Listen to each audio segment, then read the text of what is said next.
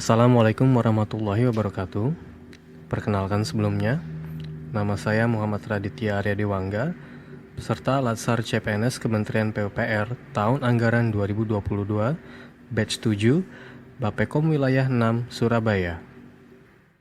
Saya rasa itu yang bisa saya sampaikan.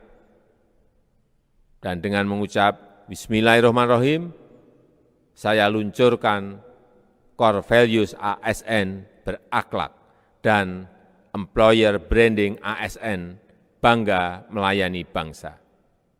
Pada kesempatan kali ini, saya akan menjelaskan mengenai dua unsur core values berakhlak, yaitu adaptif dan kolaboratif.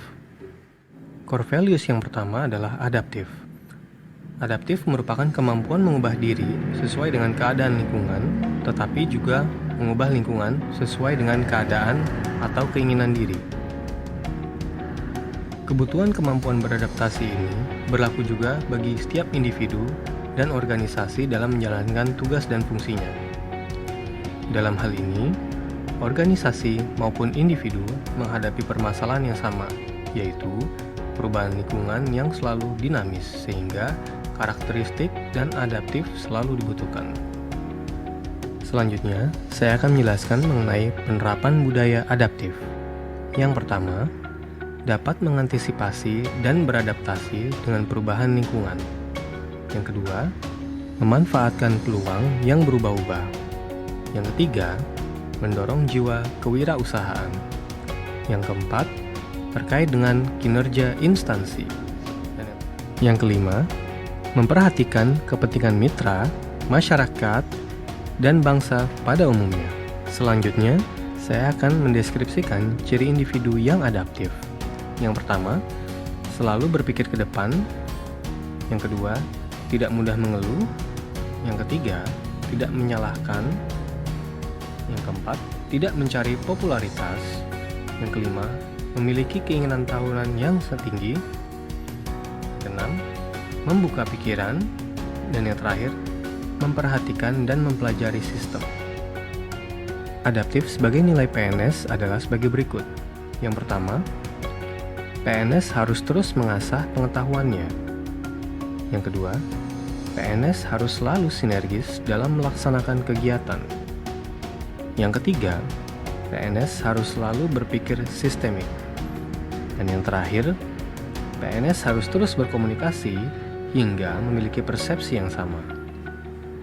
Unsur core values berikutnya adalah kolaboratif. Kolaboratif adalah proses di mana pihak-pihak dengan keahlian yang berbeda secara bersama-sama melihat aspek yang berbeda dari suatu masalah sehingga dapat secara bersama-sama mengeksplorasi perbedaan dan menemukan sebuah solusi. Berikut ini, saya akan menjelaskan mengenai panduan berperilaku kolaboratif. Yang pertama, organisasi menganggap perubahan sebagai sesuatu yang alami dan perlu terjadi. Yang kedua, organisasi menganggap individu atau staf sebagai alat berharga dan membutuhkan upaya yang diperlukan untuk terus menghormati pekerjaan mereka.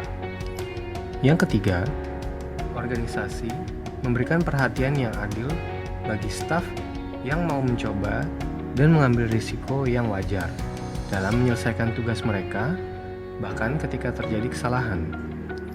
Yang keempat, pendapat yang berbeda didorong dan didukung dalam suatu organisasi. Setiap kontribusi dan pendapat sangat dihargai. Dan yang terakhir, masalah dalam organisasi dibahas secara transparan untuk menghindari adanya konflik. Selanjutnya, saya akan membahas mengenai aktivitas kolaborasi. Yang pertama, kerjasama informal. Yang kedua, perjanjian bantuan bersama. Yang ketiga, memberikan pelatihan. Yang keempat, menerima pelatihan. Yang kelima, perencanaan bersama. Yang keenam, menyediakan peralatan. Yang ketujuh, menerima peralatan. Yang kedelapan, memberikan bantuan teknis. Yang kesembilan, menerima bantuan teknis.